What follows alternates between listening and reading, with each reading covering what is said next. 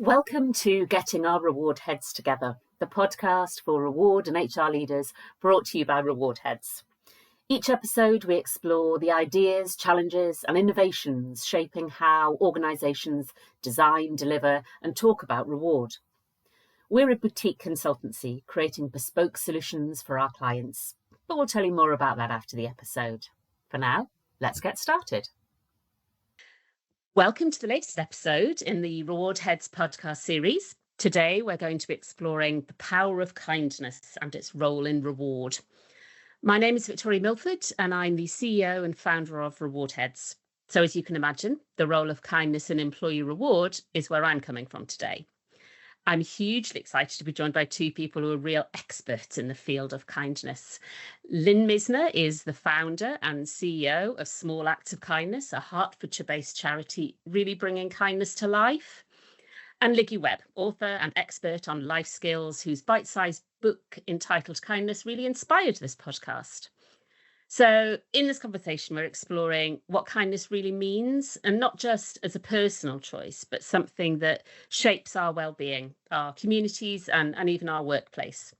Let's start with you, Lynne. Tell us a little bit about Small Acts of Kindness and what inspired you to set up the charity. Thanks, Victoria, and thanks for inviting me to join you both today. It really started with a simple realisation when my boiler broke down 10 years ago, that a small act, particularly one of kindness, can genuinely change someone's day or even their life. And I saw so many people, especially older people, who were feeling isolated, lonely, unnoticed, but more importantly, they were struggling to keep warm at home. And something as simple as a warm blanket, some warm clothing, handwritten note and sharing of information can really lift their spirits in a quite incredible way, and also provide some much needed practical help. So I wanted to create more of those moments, make a difference, particularly one small act of kindness at a time. And how do you know that those acts truly make a difference? We see it every day. Every single gift bag that we distribute has a feedback card in it, and people write and tell us how much these small gestures remind them that they're not alone and that someone cares. And I don't think we should underestimate that connection between people, whether it's a remote connection through a gift from one person to another who doesn't know the recipient and doesn't know the sender, or whether it's a direct connection. But knowing that someone cares often is more important than the practical side of the bags that we distribute. But all of our work is carried out by volunteers, and they tell us that it gives them a real sense of purpose and a connection. And they like the fact that they have an opportunity to do good, and to make a difference and to share kindness. So the impact flows both ways. Kindness really creates a ripple effect that reaches everyone. Absolutely. So, Liggy, I said that your book on kindness was what inspired me to reach out to Lynne to see how the Reward Heads team can support her charity. What does a kindness really mean to you? Well, in a world where there are a lot of challenges for a lot of people, I think we should be throwing kindness around like confetti. I think it's something that we all have the capacity within us as human beings. In my little bite-sized book that I wrote about kindness, there's a quote I really love by Desmond Tutu that says, "Do your little bit of good where you are. It's those little bits of good put together that overwhelm the world." And I think that just about sums it up, really, isn't it? Because it's about the small intentional acts that make someone else's day just a little bit better, a little bit brighter. There's a lot of loneliness in the world right now, so we should never underestimate the little things that we can do. So it's not always about grand or material gestures either. It's absolutely about mindset, and it's about being present. It's about listening, and it's behaving with empathy, being really interested in what's going on in someone else's world, to create that space to be able to really be there for somebody, even when no one's watching. So the charity's name, Small Acts of Kindness, it really resonates, doesn't it? You're right, it isn't about having to be a multi-millionaire philanthropist. It's about making those personal connections, isn't it? Yeah, absolutely it is. And there's lots of benefits to kindness as well, because the science backs it up. You know, acts of kindness actually releases the quartet of happy chemicals like endorphins, oxytocin, and that helps us to reduce stress, our blood pressure. So it's great for our overall well-being. And also it boosts our confidence too, because when we're kind, it reminds us that we have something valuable to give. And that's really important. As I mentioned before, it combats loneliness. And when we offer kindness, we connect with other people, sometimes even with strangers. And that connection is all part of building a community. And it's very powerful for our mental health and our overall well-being.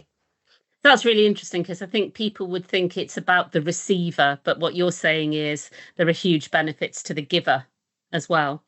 Oh gosh, yeah, absolutely. And when we see somebody doing something kind, it inspires something in us to do something kind. So it creates this ripple effect as well, which can be very powerful. Yeah, I mean, I couldn't agree with you more. Victoria, in your role of leading rewards, what for you is the connection between kindness and reward? Yeah, so we talk a lot about total reward. So getting away from the idea that it's not just about pay and benefits and what appears on your payslip. It's about everything that you get from your work environment, about well-being, about purpose, and about belonging. And kindness really fits naturally into that. It sits within the social and the community aspects of well-being, and sort of reminding us that being part of a supportive, compassionate culture is rewarding in and of itself. We actually have quite a lot of charity clients, and let's be honest, people don't choose to work for a charity for the money. I mean, of course, they need to be paid, they need to live, but if it was just about the money, that's probably not the sector that you would choose to work for. So why are they choosing to work in the charity sector? And I think it is that sense of purpose, the doing good for their end users. But we don't all work in the charity sector, but and I don't think you need to. I think you can work elsewhere and still feel that you're doing good. And I know I'd be absolutely hopeless on the front line of the NHS, but that doesn't mean that I can't create a culture at Reward Heads that's about caring, that that's a fundamental part of our values, that we care about each other, about our clients, about our environment, about our communities. And actually the idea to repurpose our Christmas team event to support a charity was what led me to Lynne, you, and Small Acts of Kindness in the first place. And that idea came from the team and came from reading Liggy's book about kindness, and talking about that as a team. Oh, that's great, Victoria. I think it's brilliant that it came from the team. So do you think that kindness also links to company values and behaviours? I absolutely do. I think it's fundamental.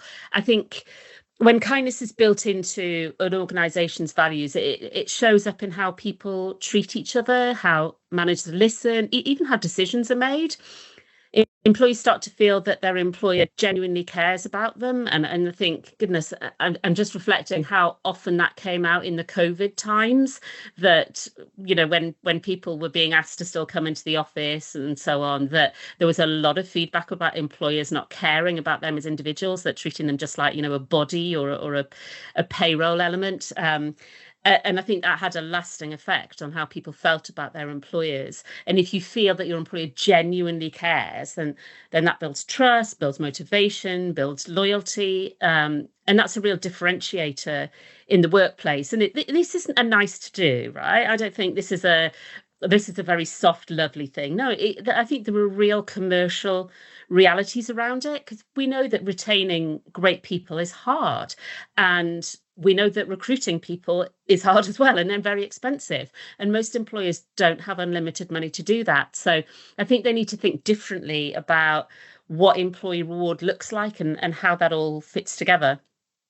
Thank you, Liggy, Lynne, for really such a thoughtful discussion. Today, we've heard how kindness nourishes us individually, really, strengthens our communities and shapes positive workplace cultures. It really is one of the simplest and yet most powerful forces for good.